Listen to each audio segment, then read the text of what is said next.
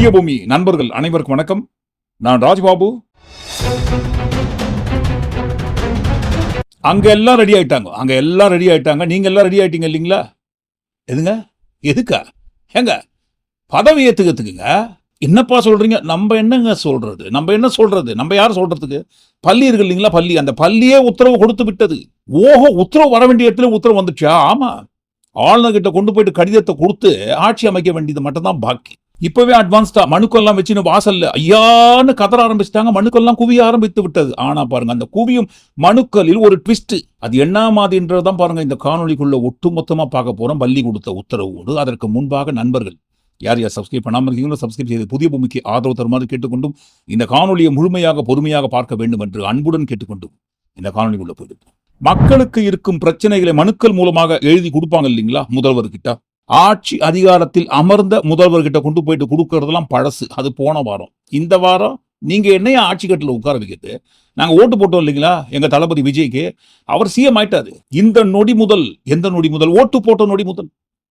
நான் ஓட்டு போட்ட அந்த நொடி முதல் என்னுடைய முதல்வர் யார் என்பதை நான் தேர்ந்தெடுத்துட்டேன். இந்திய குடிமகளாகிய அபிநய சரஸ்வதி என்னும் நான் திரு ஜோசப் விஜய் அவர்களை மனதார என்னுடைய முதலமைச்சராக இன்று நான் தேர்வு செய்கிறேன். ஓட்டு போட்டோம் இல்லைங்களா? ஓட்டு போட்டு நாங்க தேர்ந்தெடுத்துட்டோம். அப்புறம் என்ன நீங்க ரிசல்ட் சொல்றது? நடுவுல ஈர வெங்காயம் நாட்டாமெல்லாம் பண்றது.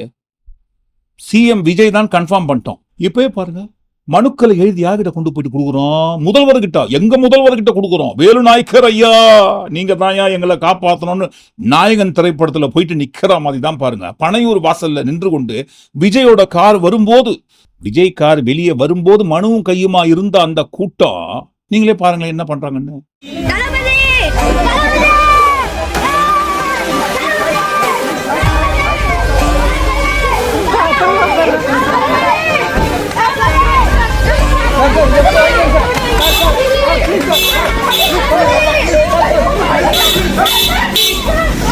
தப்பு கிடையாது. மாடு வாங்கறதுக்கு முன்னாடி கயிறு வாங்கி வைக்கிறது தப்பு கிடையாது. ஆனா பாருங்க, எங்களோட முதல்வரை நாங்க தேர்ந்தெடுத்துட்டோம் ஓட்டு போட்டு. நாங்க ஏன் வெயிட் பண்ணணும்? அவர் தான் சிஎம்னு சொல்லி மனுக்கெல்லாம் கொண்டு போய் கொடுக்குறீங்களே, அவர் நிறுத்தினாரா? என்னம்மா உங்களுக்காக தான் காத்திருந்தம்மா, இப்பவே மனு கொண்டு வந்துட்டீங்களா? கொடுங்கம்மா, உடனடியாக படிச்சு பார்த்து உங்க குறை என்னவோ அதன்படி நாங்க தீர்த்து வச்சிடறேன்னு சொல்லி விஜய் அட இறங்கி வர வேண்டாங்க. கார் கண்ணாடியை திறந்து என்னன்னு பார்த்துருவாரா? அவருக்கு ஏகப்பட்ட பிரச்சனை இருக்கு. என்ன மாதிரி அவசரத்துல போயினுக்காரு. 234 தொகுதி எம்எல்ஏக்களையும் கட்டுப்பாடோட வைப்பதற்காக போயினுக்கிறாரு. அப்படி போறவருக்கு முன்னாடி பறந்து பாஞ்சி வந்து மனுக்குள்ள கொடுத்து படிங்கன்னு சொன்னா படிச்சிருவாரா? அதனாலதான் பாருங்க, நிறுத்தாத வண்டியை நிறுத்தாத, எந்த இடத்துலயும் வண்டி நிறுத்தாத. இல்லைங்க, நம்ம வீட்டு வாசலுக்கு முன்னாடி நிக்கிறாங்க, நிக்கட்டும். நான் நிக்க சொன்னா? யார் நிக்க சொன்னது? ஏன் நான் இன்னும் சிஎம் பதவியே ஏத்துக்கல. அதற்கு முன்பாகவே நான் தான் சிஎம்னு இவங்களே பாருங்க முடிவு பண்ணி மனுக்குள்ள கொண்டு வந்து நீட்டுறாங்கன்னு சொன்னா நான் வாங்கிடுவேனா? உடரா போட்ட வண்டி ஒரு பையன் அங்க நிக்க கூடாது. வண்டி ஏத்து, நல்லா டயர் காலில் ஏறுற மாதிரி நல்லா அழகா டேர்ன் பண்ணி விட்டு ஏத்துறா. அப்படிதான் பண்ணிருக்காங்க. விஜய் இப்போதே முதல்வர் ஆகிவிட்டார் என்கின்ற அதீத கற்பனையோடு வாழ்ந்து கொண்டிருப்பவர்கள் தான் பாருங்க மனுக்குள்ள கொண்டு போயிட்டு கொடுக்குறாங்க. இதெல்லாம் நீங்க தான் ஏன் பார்க்கணும்? அவருக்கு பார்க்கறதுக்கு நேரம் இருக்குமா? இதை விட பெரிய பெரிய வேலை அவருக்கு இருக்குதுங்க. உண்மையிலேயே பாருங்க, இவர்களின் கற்பனை ஃப்ளூக்குல நிஜமாகி போய், ஏதோ ஒரு ஃப்ளூக்குல நிஜமாகி போய் முதல்வர் ஆயிரான்னு வச்சுப்போமே. விஜய் சொல்றதுக்கே ரொம்ப கோர கொடூரமாகத்தான் இருக்கு. இருந்தாலும் பரவாயில்ல, ஒரு கற்பனை பண்ணி பார்ப்போமே. விஜய் முதல்வர் ஆகிவிட்டார்னு நினைச்சுப்போமே. அப்படி ஒருவேளை விஜய் முதல்வர் ஆகிவிட்டால், அந்த சீட்ல போயிட்டு உட்கார்ந்துட்டாருன்னா, இப்பவே பாருங்க இந்த ஆட்டம் ஆடுறாரு. முதல்வர் சீட்ல உட்கார்ந்த பிறகு என்ன மாதிரி ஆடுவாரு? அந்த ஆட்டத்திற்கு ஒத்திகை தான் பாருங்க இதை போன்ற காட்சிகள். அப்படியெல்லாம் சொல்லாதீங்க, அப்படியெல்லாம் கிடையாது. என்ன ரிகர்சல் ஒத்திகைன்னு சொல்லி எங்க சிஎம் கேவலப்படுத்துறீங்க? அவர் சிஎம் ஆயிட்டாரு. உத்தரவு கொடுத்தது யார் தெரியுமா? நீங்களே பாருங்க யாருன்னு. கிட்டத்தட்ட ஒரு 3 மணி நேரமா ரொம்ப அழுது போராடி என் முருகன் கிட்ட ஒரு வாக்குறுதி கேட்டேன். சோ கண்டிப்பா கொடுத்துட்டாரு. அதை சத்தியமா எதிர்பார்க்கவே இல்லை. திட்டத்தட்ட 8:30 மணி 12. சத்தியமா எதிர்பார்க்கவே முடியல. அவ்வளோ அழுக. எனக்கு மட்டும் நல்லது செய்யறல, இந்த நாட்டுக்கு நீ நல்லது செய்யணும் அப்படின்னு சொல்லி நிக்க அவர்கிட்ட வழியோடு நின்று உத்தரவு வாங்கிட்டேன். அவரு எனக்கு சத்தியமா கொடுத்துட்டாரு. இந்த 5 வருடம் நம்ம நாட்டினோட சிஎம் விஜய் அண்ணா அப்படிங்கிறது இதுல எந்த ஒரு மாற்றமுமே கிடையாது. என் முருகன் எனக்கு எப்படி துணை இருக்காரோ அதே மாதிரி இந்த நாட்டுக்கு துணை இருப்பாரு நான் நினைக்கிறேன். கண்டிப்பா டிவிக்கே வெற்றி அடையும். சோ முருகனோட சப்போர்ட் இருக்கு. பேசியே முடிக்கல, உடனே பள்ளி சத்தம். சத்தியமா எதிர்பார்க்கவே இல்லை. உண்மையாவே முருகர் இருக்கிறது உண்மைங்க. இந்த நாட்டினோட முதலமைச்சர் டிவிக்கு வாழ்க. இது ஒண்ணு போதும், என்னோட கஷ்டத்துக்கு இது ஒண்ணு போதும். Thank you so much. சத்தியமா என்ன சொல்றேன்னு தெரியல முருகா, தெரியல. வெற்றி அடைஞ்சோடனே நான் உன்னை தேடி வரேன். சரி, உத்தரவு தான் வர வேண்டிய இடத்துல இருந்து வந்துச்சு இல்லைங்களா, உத்தரவு கொடுத்துட்டாங்க இல்லைங்களா, அப்புறம் எதுக்கு அழுக? ஆனந்த கண்ணீர்ப்பா. இது வரைக்கும் விஜய் நடிகராக பார்த்து கொண்டிருந்தா அதே நடிகர் விஜய் முதல்வர் சீட்ல உட்கார்ந்து முதல்வராக பார்க்கும்போது ஆனந்த கண்ணீர் வராதா? அந்த ஆனந்த கண்ணீர் இருக்கட்டும் வரட்டும், ஆனந்த கண்ணீர் நல்லா வரட்டும், ஒரு ஓரமா உட்காந்து வடிச்சுட்டு போங்க, தப்பு கிடையாது. ஆனா பாருங்க, மக்கள் ஓட்டு போட்டு தான் இது வரைக்கும் தேர்ந்தெடுக்கிறாங்கன்னு நம்ம நினைச்சிருந்தோம். தப்பு, அப்படிலாம் நினைக்க கூடாது. இல்ல ஒருவேளை அப்படி நினைச்சிருந்ததெல்லாம் போன வாரம், அதெல்லாம் முடிஞ்சு போச்சு. இந்த வாரம் பள்ளி உத்தரவு கொடுத்துட்டாலே அவர் தான் முதல்வர். நல்லா இருக்குது. இந்த சிஸ்டம் கூட ரொம்ப நல்லா தான் இருக்கு. ஆனா பாருங்க, இந்த மாதிரி ஒரு அற்புதமான அருமையான சிஸ்டம் இருக்கும்போது எதற்காக ஆயிரக்கணக்கான கோடி ரூபாய் மக்களோட வரி பணத்தை வேஸ்டா செலவு பண்ணி தேர்தலாம் நடத்திங்கன்னு மக்கள்லாம் ஓட்டு போடுங்கன்னு யாரை முதல்வராக்கணும் அப்படின்ட்டு அவங்கவுங்க பேரை கொண்டு போயிட்டு படிக்கும் போது யாரோட பேரை சொல்லும் போது பள்ளி கத்துதோ அவரையும் முதல்வராக தேர்ந்தெடுத்துட்டு போனா ரொம்ப ஈஸியானும் இல்லைங்களா வேலை? எதுக்கு இவ்வளவு கோடி ரூபாய் செலவு பண்ணி ஓட்டு போட்டு மக்களை தேர்ந்தெடுத்து ஓட்டு மிஷின் இதெல்லாம் தேவையே கிடையாது.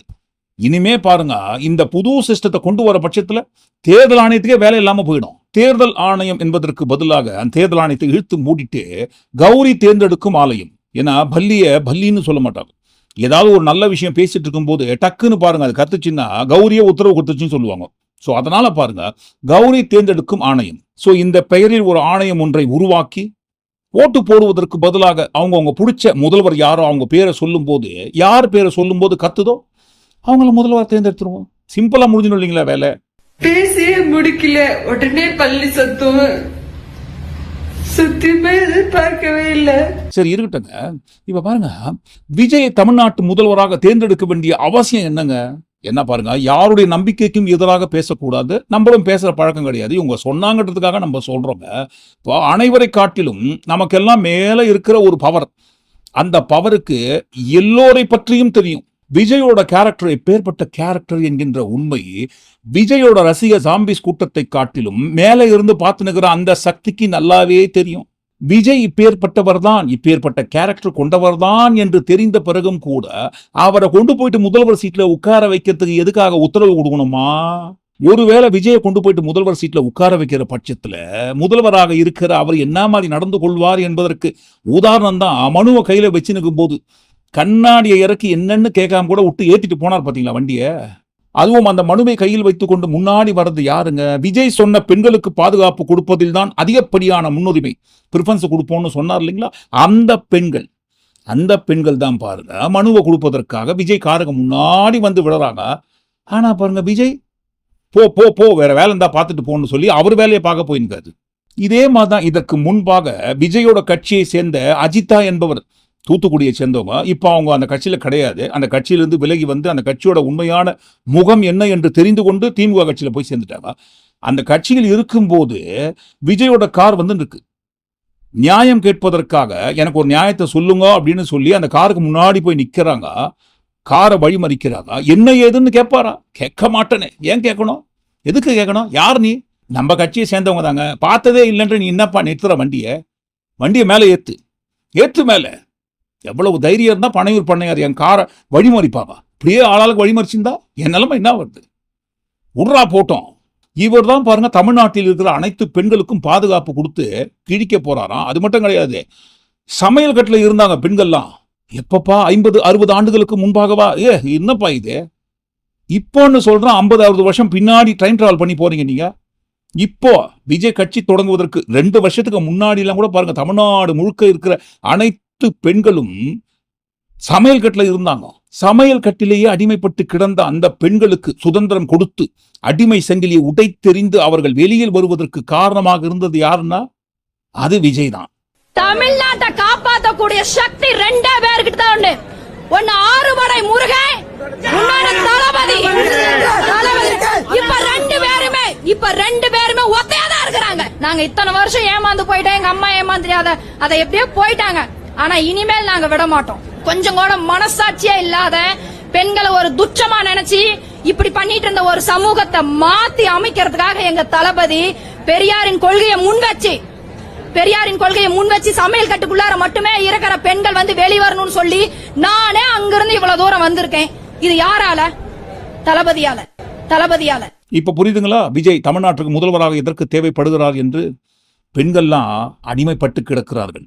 2026ஆம் ஆண்டு இந்த காலத்தில் கூட இப்பேற்பட்ட நிலைமை பெண்களுக்கு தமிழ்நாட்டில் வேண்டுமா? சமையல் கட்டை தாண்டி பெண்கள்லாம் பாருங்க, 2026ஆம் ஆண்டு இந்த காலத்துல கூட பெண்கள் தமிழ்நாட்டில் சமையல் கட்டை தாண்டி வெளியில் வந்ததே கிடையாது. ஏன்னா பாதுகாப்பு கிடையாது. இன்னொரு பக்கம் பெண் அடிமைத்தனம் பண்ணி அடிமை சங்கிலியால பூட்டி கட்டி வைக்கப்பட்டிருக்கிறார்கள். அது எல்லாவற்றையும் உடைத்து எறிந்து பெண்கள் இன்றைக்கு தைரியமாக வெளியில் வருகிறார்கள் என்று சொன்னால் தளபதியால.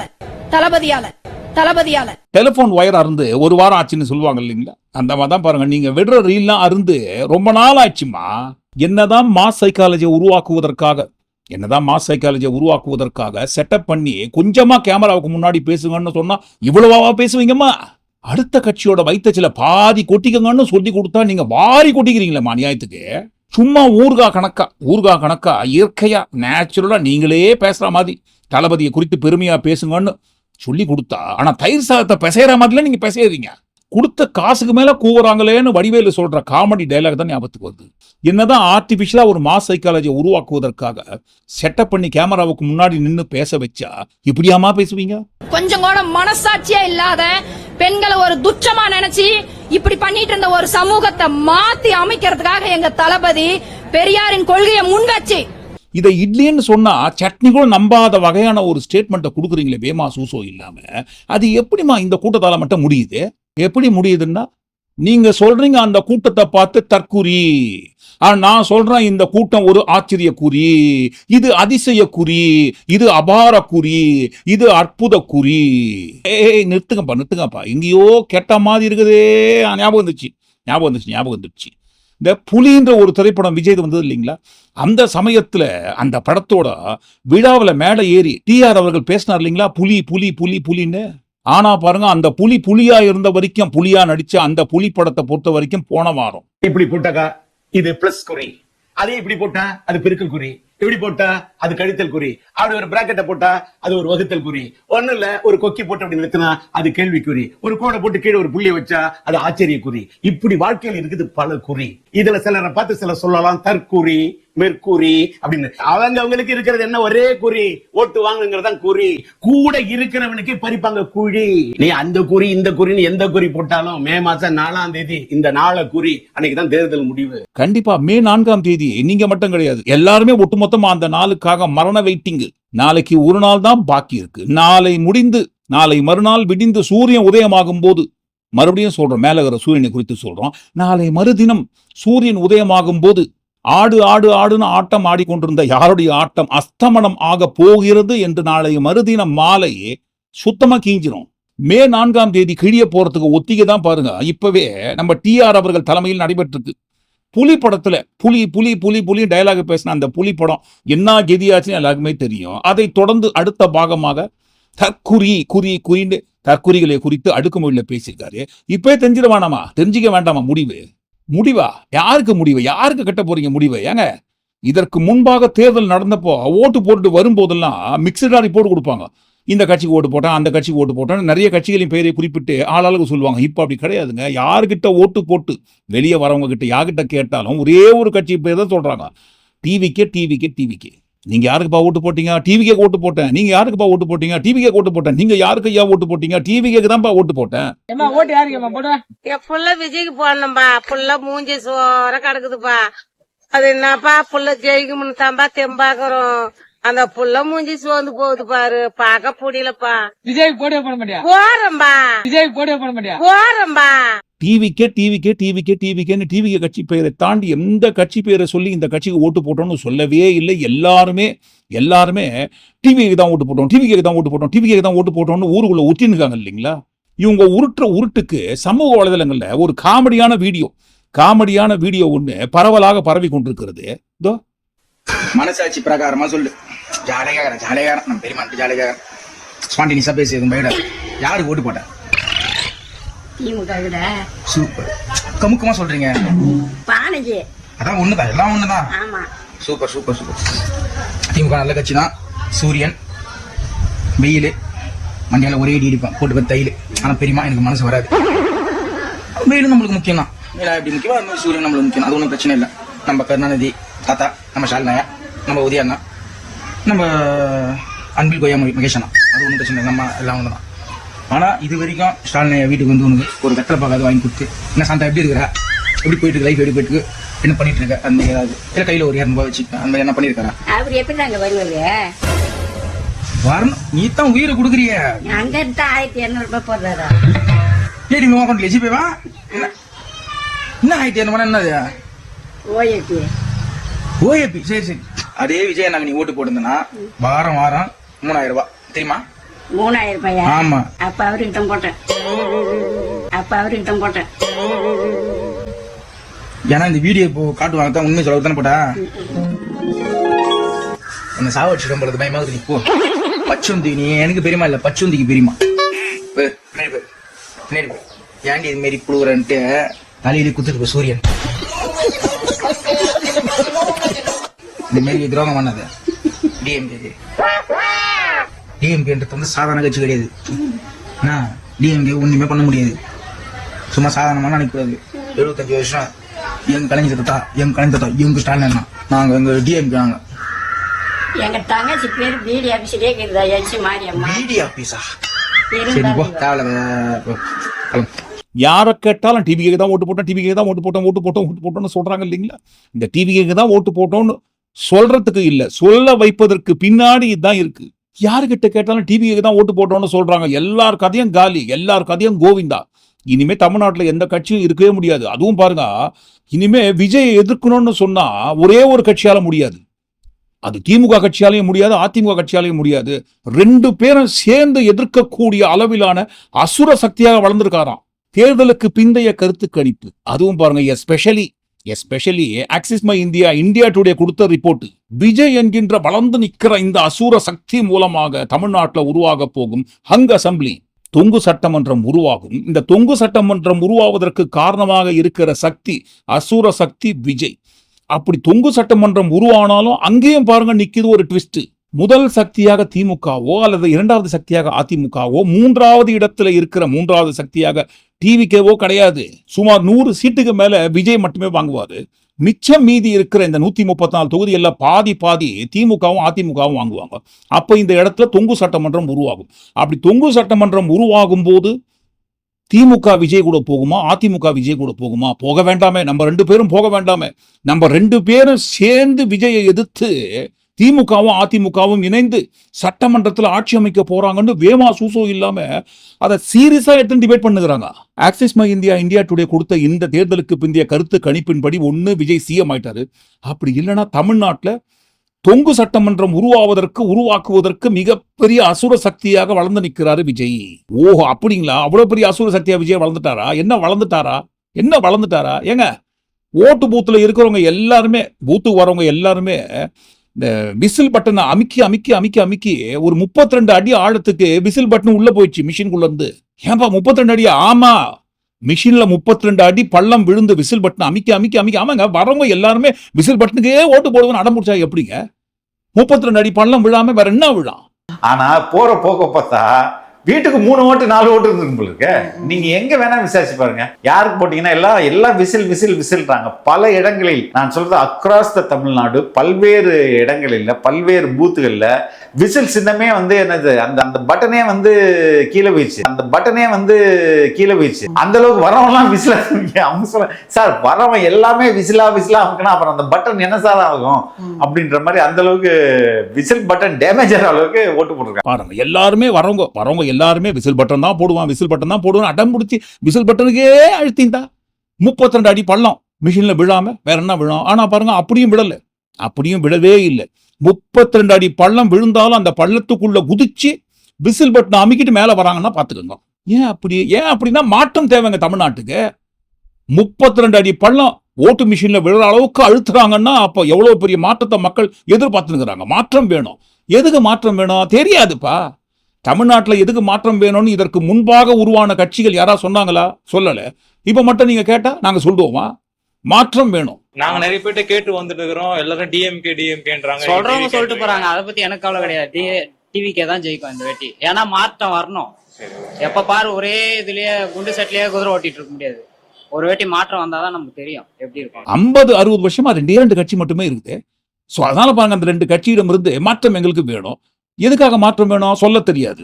சரி, மாற்றம் வேணும்னு கதறுகிற இந்த விஜயோட ரசிகர் ஜாம்பிஸ் கூட்டம் கூட ஒரு ஓரமா இருக்கட்டும்.